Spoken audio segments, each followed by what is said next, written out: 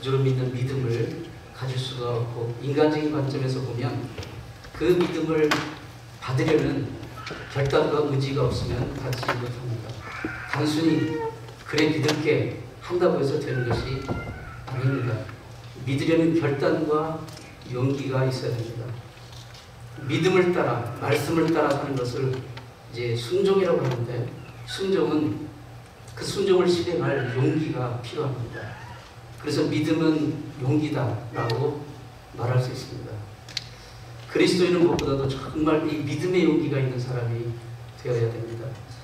오늘 본문 상황은 출애굽을 이끌었던 위대한 지도자 모세가 드디어 그 출애굽의 40년의 그 인도를 마치고 하나님의 부르심을 받고 떠납니다. 그리고 그 뒤에 이제 여호수아 장군이 그 모세의 바통을 이어서 이스라엘을 지도하게 되는데, 아무래도 큰 위대한 지도자가 떠나게 되면 그 빈자리 때문에 이제 그 커뮤니티, 그 공동체는 극한 두려움과 불안과 정말 그 앞을 모르는 불확실성 때문에 떨게 돼 있어요. 그때 모세의 뒤를 이어 백성을 인도해야 할 지도자인 여호수아에게 하나님께서 당부하시는 말씀을 주고 계십니다. 하나님께서 뭐라고 하시냐면, 너는 이 지도자의, 위대한 지도자의 그 공백, 이 상황에서 마음을 강하게 하고 극히 담대하라, 그렇게 말씀하십니다. 오늘 읽으신 그 본문 여호수아 1장 전체를 읽지는 않았지만 여호수아 1장을 보면 마음을 강하게 하라, 담대하게 하라, 다시 말하니 놀라지 말고 두려워하지 말고 마음을 강하고 담대하게 하라 라는 표현이 계속해서 반복적으로 나오고 있습니다. 무슨 뜻입니까? 한마디로 용기가 필요하다. 용기가 필요합니다. 믿음은 용기입니다.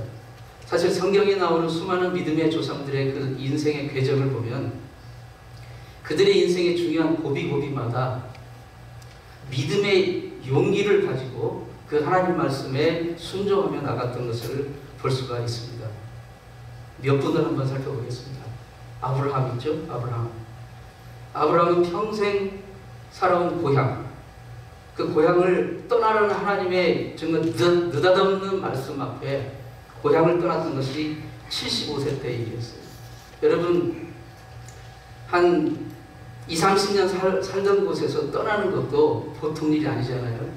그런데 75년, 평생을 거기서 거기서 죽을 줄 알았는데 어느 날 갑자기 하나님 부르셔서 떠나라는 거예요. 그게 이제 그 갈대아 우르 지역인데 지금의 이라크 지역입니다. 그래서 지금 아내 사례와 그다음에 조카 롯을 데리고 떠납니다. 떠나는데 하나님이 인도하시는 그 땅, 그것은 이제 나중에 가나안 땅에 가게 되는, 거기는 한 번도 도도사도 못한, 들어보지도 못한 정말 생명부지의 그런 땅을 향하여 익숙한 자기의 삶의 터전을 뒤로 하고 떠나는 거예요. 이 하나님 말씀에 순종해서 떠나는 건데요. 그 순종은 정말 하나님께 모든 것을, 인생을 거는 용기가 없으면 실행이 불가능한 거예요. 그래서 믿음은 순종이고 그 순종은 결국 용기로만 실행될 수가 있는 거예요.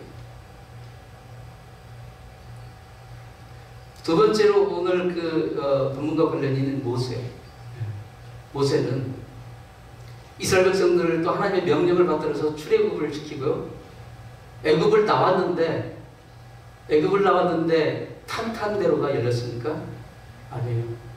애굽을 딱 빠져나왔는데 앞을 가로막고 있는 홍해가 버티고 서 있습니다. 그때 무슨 배가 있습니까? 다리가 있습니까? 무슨 헬리콥터가 있습니까? 갈 길이 없는 거예요. 그때 하나님께서 모세로 하여금 지팡이를 홍해 위로 내밀라 명령을 하십니다. 그때 모세는 순종을 합니다. 믿음은 순종입니다. 순종을 해서 지팡이를 내밀었더니 바다가 갈라져 좌우에 물벽이 섰습니다.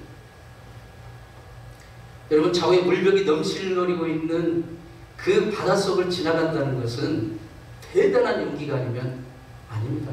눈앞에 물이 갈라져 있는 것을 보았어도 여러분, 이게 용기가 없으면 그것을 그 하나님 명령에 순종해서 들어갈 수가 없는 거예요. 믿음은 순종이고 그 순종을 실행하는 것은 결국은 용기입니다. 모든 사람이 용기가 있었던 게 아니에요. 이스라엘 백성들은 그 상황 앞에서 애굽에 매장지가 없길래 우리를 이곳으로 인도했느냐.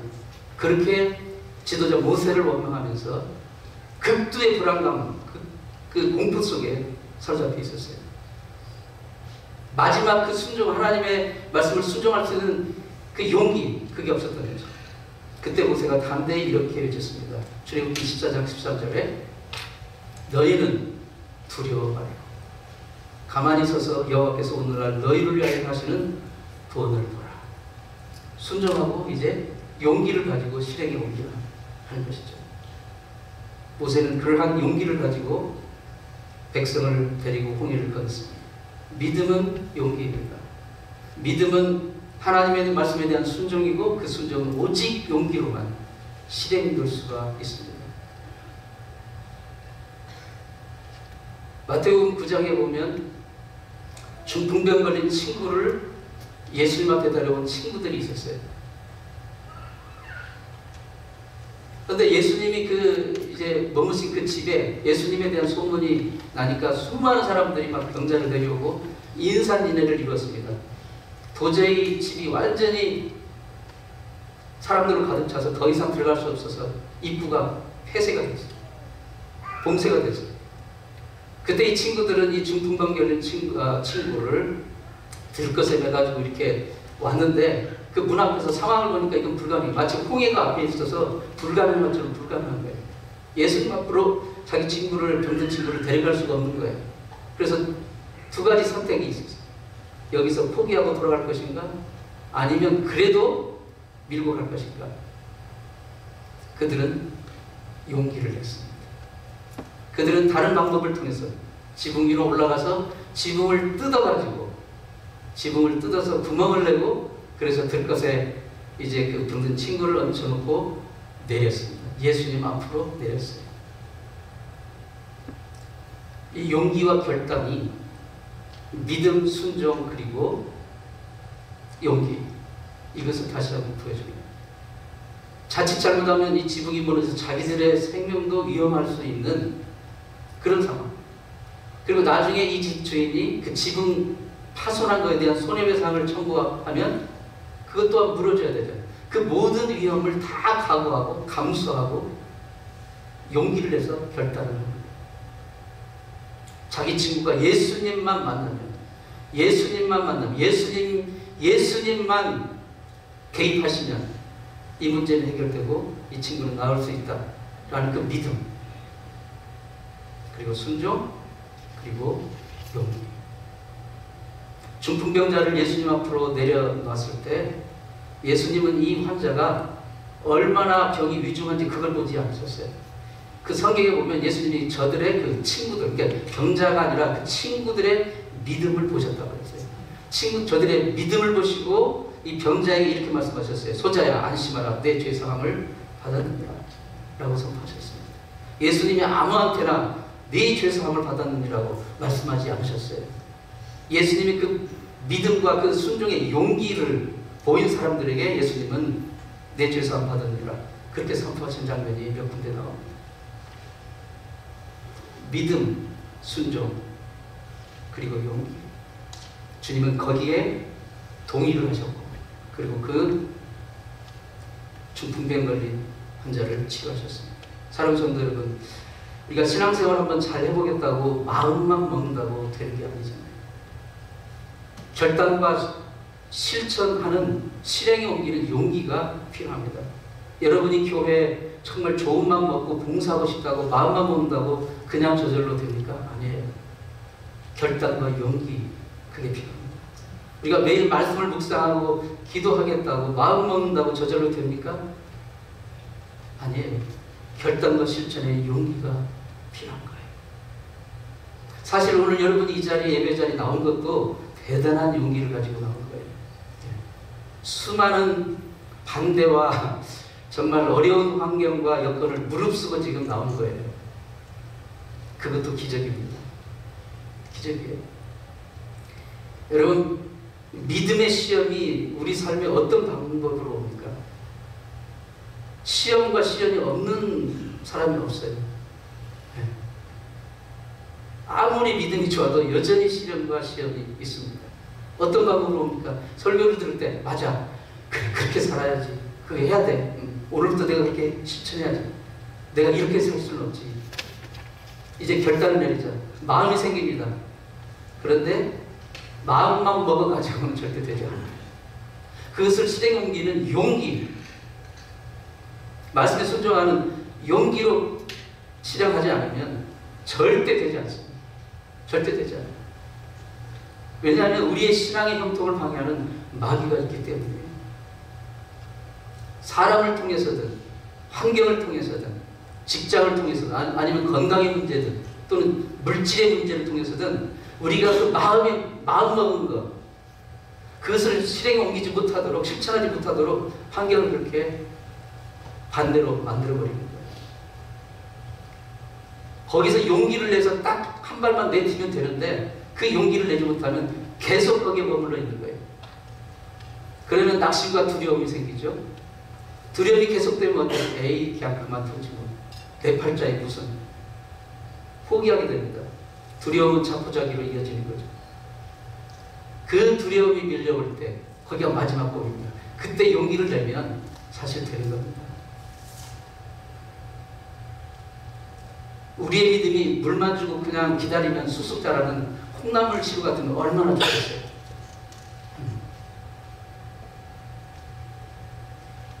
믿음은 순간순간의 결단과 실행하는 용기가 필요합니다.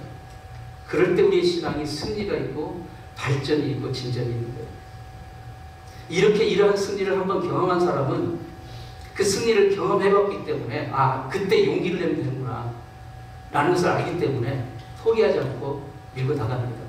그런데 용기를 내본 경험이 없는 사람, 그래서 그것을 극복해본 경험이 없는 사람은 궁극적인 순간에 그 진정한 그 고비와 마디 순간에 그냥 탁 물러서 버립니다. 한 번도 그걸 넘어본, 그 고개를 넘어본 적이 없기 때문에 그 고개 너머의 세계를 본 적이 없기 때문에 그냥 항상 여기에 주저앉아만 있는 거예요. 인생 살아오면서 얼마나 많은 실패를 우리가 경험하고 있습니까? 매일매일 우리는 실패를 성공보다 실패를 더 많이 경험하는 게 우리 인생 아닙니까? 그런데 그렇게 많은 실패를 경험하면서도 마치 실패를 한 번도 하지 않은 자처럼, 실패하면 당장 죽을 것처럼 실패할까 두려워 결단의 용기를, 그 용기를 해서 한 발 더 넘어가는 것, 그걸 내지 못할 때가 너무 많다는 거예요. 하나님 우리의 연약함을 너무나도 잘 아십니다. 그러나 설사 지금 넘어지고 설사 실패한다 할지라도 그게 그 두려움, 거기에 져서 용기를 내지 못하는 그 상태에 머물러 있지 말기를 바랍니다. 사랑하는 성도 여러분, 인생 살아가는데 믿음뿐만 아니라 모든 것에서는 사실 용기와 결단이 필요해요. 결단의 순간이 필요해요. 여러분이 저녁 운전하면서 이렇게 신호등 이렇게 있잖아요. 불을 밝힐 때 그 아이들 스튜던트 드라이버 있잖아요. 그 운전 가르치는 그 인스트럭터들이 아이들에게 얘기할 때 중요한 포인트가 뭐냐면 딱 가는데 신호등이 이렇게 있을 때 신호등이 딱 내가 마침 맞게 파란불이 되면 지나가잖아요. 근데 어중간하게 이렇게 노란불이 이렇게 바뀐다든지 할 때 있잖아요. 그때 그 인스트럭터들이 학생들에게 이런 말을 해요. 포인트 오브 디시전. 결정의 순간. 네가 이것을 지나갈 것인가 말 것인가를 빨리 결정해야 된다는 거예요. 이게 불이 이게 노란불이든 어떤 불이든 지금 저게 내가 지나가도 안전한가 이걸 해가지고 결정을 해서 빨리 과감하게 해야지 주춤주춤 엉거주춤 하게 되면 결국 나도 이제 말하자면 다칠 수 있고 다른 사람에게도 사고를 낼 수가 있는 거예요. 포인트 오브 디시전. 인생에 있어서 정말 포인트 오브 디시전. 그 결정의 순간. 그때 용기를 내지 않으면 절대 그것을 극복할 수가 없는 것이죠. 사랑하는데도 용기와 결단이 필요한 거예요. 사랑하는데. 18세기 위대한 독일의 계몽주의 철학자 임마누엘 칸트. 이 세계사에서 철학을 얘기하면서 칸트를 제외하고 얘기할 수가 없잖아요. 임마누엘 칸트. 수수 이성 비판. 근데 이분은 정말 그 말 그대로 너무나도 신중하고 너무나도 모든 걸 철학적으로 생각하려 너무나도 깊이 생각하느라 항상 이 포인트 오브 디시전 그때 항상 이렇게 결정하지 못하고 결단하지 못하고 용기를 내지 못하는 습성이 있는 거예요. 그런 분에게도 사귀는 여자친구가 있었대요. 근데 이 여자친구가 언제 이 남자가 프로포즈를 할까 기다리는데 도무지 너무 신중해가지고 프로포즈를 안 한 거예요. 그러니까 이 성질 급한 여자친구가 먼저 프로포즈를 했어요. 나하고 결혼을 좀 하자고. 그때 이 칸트가 여자가 먼저 그렇게 했으면 고마워서라도 아이고 고맙다고 하고 이렇게 받아야 되는 거꾸로 됐잖아요. 남자가 프로포즈를 해야 되는데. 근데 이 남자가 뭐라고 했냐면 신중히 좀 생각해보고 대답해 주겠다고. 그렇게 얘기를 하고 나서 도서관에 가가지고 결혼에 관한 이 사람이 공부는 잘하니까 결혼에 관한 책은 다 모아다가 공부를 하기 시작했어요. 결혼에 관해서 연구하고 분석하고 공부하고 다 읽고 공부를 한 결과 자기 나름대로 무슨 결론을 했냐면 결혼은 해도 후회하고 안 해도 후회한다는 결론을 얻었어요. 이 책을 보니까 그러는 동안에 많은 세월이 흘렀어요. 그리고 이제 결심을 그때서 하고 이제 그 여자친구 집에 가가지고 장인어른 될 분에게 이 여자친구 남자의 아버지에게 제가 드디어 당신의 딸과 결혼하겠습니다. 그러자 그 딸의 아버지가 슬픈 표정을 내면서 여보게 너무 늦었네. 내 딸은 이미 결혼해가지고 자식을 하나 두었다는 거예요. 여러분 사랑은 머리로 하는 게 아닙니다. 책상 머리로 하는 게 아닙니다. 사랑은 용기와 결단으로 하는 거예요. 사랑뿐입니까? 인생의 모든 것이 포인트 오브 디시전. 모든 것이 그 결정의 순간에 용기를 내야 돼요. 그렇지 않으면 아무것도 할 수가 없어요. 우리 신앙생활도 그렇습니다. 결단하는 믿음으로 용기를 내서 합니다.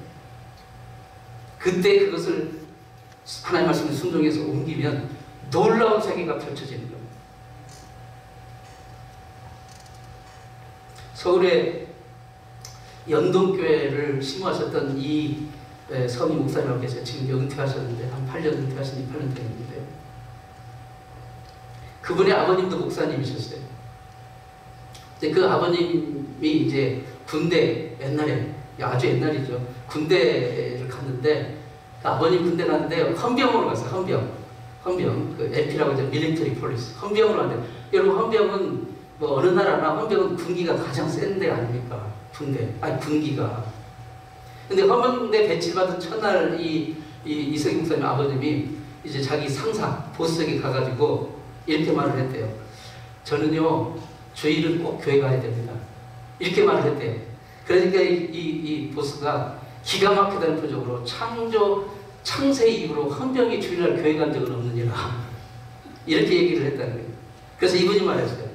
헌병대보다 높은 하나님이 계십니다. 이렇게 또 받았다네요. 저는 주일에는 무슨 일이 있어도 교회 가는 그날 죽도록 맞은 거예요. 죽도록. 근데 죽도록 맞고 기현이 갔어요. 갔다 와가지고 또 죽도록 맞고 그 다음 주일이 됐는데 또 갔어요. 교회를 갔다 와서 죽도록 맞고 그 다음 주에도 갔어요. 또 맞았어요. 그 어느 날 이 보스가 징그럽다 이놈아 가. 믿음은 실행에 옮기는 용기가 필요합니다. 부모님이, 친구가, 아내가, 심지어 목사님이 지켜준 게 아닙니다. 여러분 각자가 용기 내어서 결단하고 실행에 옮길 때만 비로소 그 믿음을 가질 수가 있어요. 비로소 그 하나님의 축복을 가질 수가 있어요. 아프리카 케냐에 마사이마라라고 하는 유명한 국립공원이 있어요. 여행자들의 그 버킷리스트에 몇 번째 안에 드는 그 광활한 이 공원인데 그야말로 동물의 왕국입니다. 이 공원은 얼마나 큰지 그럼 케냐 그리고 그 옆에 있는 탄자니아가 얼마나 큰 나라입니까? 면적으로 케냐부터 시작해가지고 이 공원이 탄자니아까지 이어졌어요. 그래서 케냐에서는 이 공원을 마사이마라라고 부르고 탄자니아에서는 이 공원을 세레게티로 부르는. 근데 그 케냐와 탄자니아 사이에 마라라는 강이 이렇게 흐르는데요. 엄청 큰 강이죠. 근데 이 공원에 이 광활한 땅에 막 수천만 마리의 그 짐승들이 야생하고 있는 거죠. 동물의 왕국입니다. 이게 워낙 크니까 공원 이쪽에서는 여름이면 저쪽에서는 이미 가을이 시작되고, 이쪽에서 우기, 비가 오는 계리면 저쪽은 건기고, 이쪽이 건기면 이쪽이 우기가 시작되고, 워낙 크니까 뭐 한반도보다도 뭐 3배가 4배 된다고 하더라고요. 그렇게 크니까. 그러니까 이 짐승들이, 특히 초식동물들은 이제 풀을 뜯어먹고 사는 초식동물들은 건기가 되면 풀이 마르니까 굶어 죽잖아요. 그러니까 이 초식동물들은 이동을 해야 돼요. 우기를 따라서, 계절을 따라서 이동을 해야 돼요. 이동을 해야 되는데, 가령 예를 들어서 이제 그 마사이마라에서 세렝게티로 가려면 마라라는 강을 건너야 되잖아요. 이 강을 건너야 이제 그 우기, 풀을 먹을 수 있는 그 지역으로 가기 때문에 반드시 가야 되는데, 그 장면이 장관이래요. 막 이 소 때, 뭐 얼룩말 때, 뭐 사슴 때, 특별히 그 누우 때라고 하는, 지금 사진에 보는 누우 때라고 하는, 이게 소과의 동물이란데, 여기만 사는 그 소과 동물이래요. 누우라고 부르는. 야네들 막 한 때가 이르면 보통 막 10km 이어지는 때로 이렇게 이동을 한다는 거죠. 근데 문제는 뭐냐면, 이 강물 안에 뭐가 있어요? 악어들, 하마들이 막 수만 마리가 있는 거예요. 이 악어와 하마들은 이때가 장날이에요. 왜냐면 얘들도 굶주렸다가 이때를 기다리는 거예요. 이때 짐승들이 건너갈 때 그때 잡아먹는. 그러니까 이게 너 죽고 나 죽고 하는 그런, 너 죽고 나 그런 상황인 거예요. 누구 때들이 이제 건너야 돼. 안 건너면 여기서 굶어 죽는 거예요. 그러니까 여기서 굶어 죽느니 차라리 건너가가지고 도중에 죽을지라도 건너가서 저기 가서 살아야 되니까. 그러니까 여기 뭐예요? 여기도 포인트 오브 디시전. 결심을 해야 돼. 결단하고 용기를 해야 돼. 그러니까 다들 이제 이 그 강둑에 서서 주춤주춤하죠. 왜냐면 악어들이 막 이러고 입 벌리고 있으니까. 예. 그러니까 주춤주춤하고 있는데 용기 있는 몇 명 리더들이 과감히 들어갑니다. 물론 들어가서 먹히는 수도 있지만 어쨌든 들어가면 우르르 따라 들어가요. 막 용기를 내서 같이 따라 들어가면 막 수천만 마리가 막 들어가는 거예요. 그러면 아무리 강한 악어라도 그 압도하는 용기의 그 그룹 앞에 결국 손을 대지 못하고 지나간다는 거예요. 지나간다. 악어가 무섭다고 강을 건너지 않으면 여기서 굶어 죽는, 여기는 목숨을 걸어야 될 용기가 필요합니다. 우리 신앙생활도 그렇습니다. 신앙생활도 결국은 이 용기를 내는 사람만 그 하나님의 놀라운 종과 복을 경험하고 누리게 되는 거예요. 불신앙과 유혹과 사탄의 그 공격, 그 악어들이 우글거리는 이 세상에서 하나님의 말씀에 순종하는 그 믿음의 용기와 결단이 없이는 결코 이 강을 건널 수 없습니다. 믿음은 용기입니다. 순종하는 용기. 이스라엘 아합 왕 시대에 오바댜라는 국내 대신이 있어요. 오바마 대통령이 아니고 오바댜 그 구약의 오바댜, 거기 그 선지자 오바댜 말고 오바댜라는 동명이인이 있어요. 아합 왕의 국내 대신이니까 굉장히 높은 벼슬을 하는 사람이에요. 근데 구약 성경을 읽어보시면 알겠지만 이 아합 왕 시대는 이스라엘의 암흑기였어요. 왜냐하면 그 바알 숭배가 본격적으로 막 이제 이 온 나라에 들어왔던 그런 시대. 왜냐하면 이 아합 왕이 이세벨이라는 왕비를 왕비하고 결혼을 했는데, 이 이세벨이 누구냐면 시돈 나라의 공주예요. 왕의 딸이에요. 그 딸을 이제 왕비로 해서 결혼을 했는데, 그 시돈은 바알 신을 섬기는, 바알 우상 섬기는 나라죠. 그러니까 시집이 와가지고 시집 목만 온 게 아니라 바알 숭배를 가지고 와가지고 이 남편을 막 바가지를 긁어서 결국은 겁을 바꿔서 이 이스라엘은 하나님을 섬기는, 여호와 하나님, 유일한 하나님만을 섬기는 그 신앙인데, 하나님 외에는 다른 신을 섬길 수 없는 그 신앙인데 바알 우상을 가져와 가지고 이 나라의 법적으로 발구상을 섬기도록. 그리고 여호와 하나님을 섬기는 선지자와 제사장들을 잡아서 죽입니다. 죽여요. 그러니까 이 선지자와 제사장들이 살 수가 없으니까 도망을 가요. 도망을 가는데 다 산으로 들로 막 굴 속으로 들어가요. 그때 이 오바댜라는 군대 대신이 몰래 이 선지자와 제사장들을 50명씩 그룹을 져가지고 굴 속에 넣어놓고 몰래 음식과 물을 갖다 준 거예요. 대단한 용기잖아요. 자기의 직을 걸고 심지어 자기의 목숨을 걸고 하는 일이잖아요. 들켰다가는 어떻게 돼요? 죽는 거죠. 오바댜는 다 포인트 오브 디시전에서 거기서 하나님의 명령에 순종하는 용기와 결단을 가지고 실행에 옮긴 것이에요.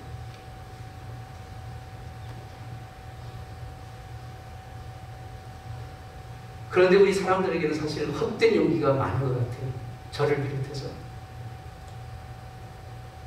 정말 내 인생에 복이 되지 못하는 일을 쉽게 감행하는 용기가 있어요. 악한 일을 감행하는 용기가 있어요. 남을 슬프게 하는 데는 아주 용기를 내요. 남을 낙심시키는 데 용기를 내요. 남을 무시하는 데 용기를 내요. 그런 헛된 용기는 패망의 용기입니다. 선한 일, 좋은 일, 하나님 말씀에 순종하는 일에 용기를 내야 됩니다. 여러분, 미움도 다툼도 사실 용기를 내서 하는 거예요. 네. 누구를 미워하는 거 얼마나 신경 쓰는지 아세요? 그렇죠? 굉장한 용기를 가지고 하는 거예요. 그것도. 부부간에 싸울 때 아주 용기를 내서 싸우는 부부들이 많아요. 남편이 막 재떨이 같은 거 던지면 부인은 막 주걱을 던지고, 남편은 부인이 끔찍히 아끼는 막 디올백을 막 던지면 부인은 남편이 애지중지하는 아놀드 파마 골프채를 막 던져버려요. 이런 용기를 가지고 막 헛된 힘을 쓰면서 살아가요. 헛된 용기. 패망의 용기. 사랑하는 성도 여러분, 미움의 용기 내지 마시고 사랑의 용기를 내시기 바랍니다. 미워하는 것보다 사랑하는 것이 더 큰 용기를 필요합니다. 남성들은 결혼하기 전에, 특히 한국 남성들은 결혼하기 전에 그래도 용기를 내가지고 사랑한다는 말을 많이 합니다. 근데 결혼하고 나면 그게 어디로 사라졌어요? 왜 그러냐고 했더니 잡은 고기에 더 이상 미끼를 주지 않는다는 생각입니다.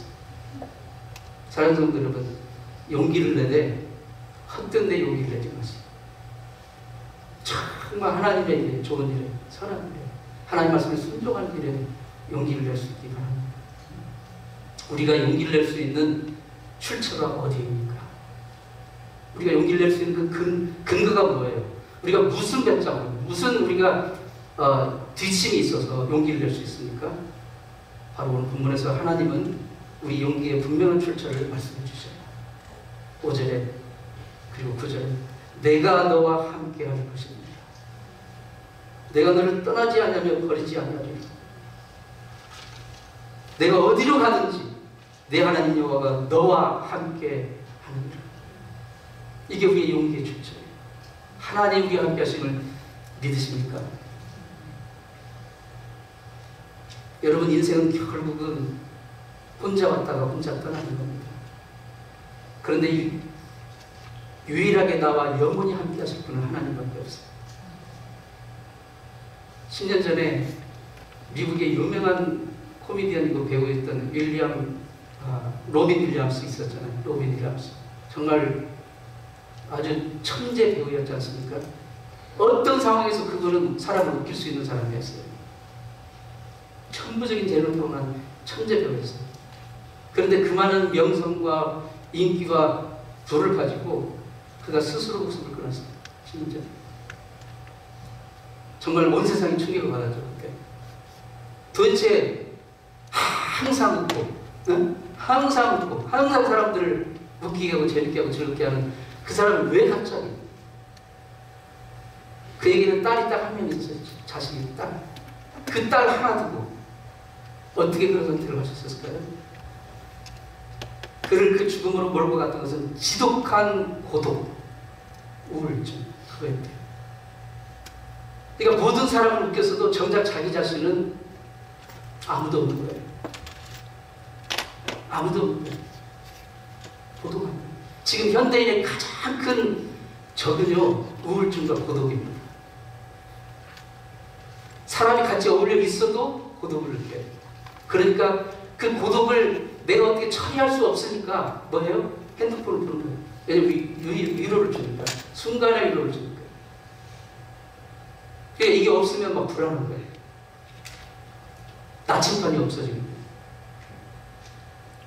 지금 현대 물질도 있고 문화도 있고 테크닉도 있고 기술도 있고 모든 게 있어도 가장 중요한 내 옆에 누가 없어요. 근데 하나님이 내가 너와 떠나지 않고 너와 영원토록 함께 하시고, 로빈 윌리엄스에게 그가 하나님이 자기 곁에 계신다는 것을 그 아는 미팅이 있었다. 그런 선택을 할 이유가 없죠. 그게 하나님과 함께 하시기 때문에 우리는 어떤 상황에서도 용기를 낼 수 있는 거예요. 하나님 말씀에 순종할 수 있는 용기를 낼 수가 있는 것입니다. 천지의 주인이신 하나님이 나의 주님이시고 나의 구주시고 나와 함께 하시는 이 믿음, 그 믿음으로 사랑하는 성도 여러분, 용기를 내십시오. 하나님 말씀에 순종하여 따라가는 결단하는 용기를 내십시오. 결단하지 않으면 어떤 것도 할 수가 없어요. 용기를 내서 결단의 실행에 옮기소서. 예수 그리스도의 이 생명의 복음, 사랑의 복음을 들고 이 세상을 향해 힘차게 달려나갈 수 있기를 축원합니다. 기도하겠습니다. 하나님 아버지, 이 험한 세상, 누구도 영원히 내 옆에 있어줄 수 없는 이 세상, 하나님, 우리가 무엇으로 용기를 낼 수 있습니까? 주님, 오늘 주신 말씀, 마음을 강하고 담대하게 하라. 두려워하지 말라, 놀라지 말라. 네가 어디로 가든지 너와 함께 하겠다. 이 말씀 붙들고 용기를 내어 주님의 이름 높여드리는 우리 삶이 되게 도와주옵소서. 예수님의 이름으로 기도합니다.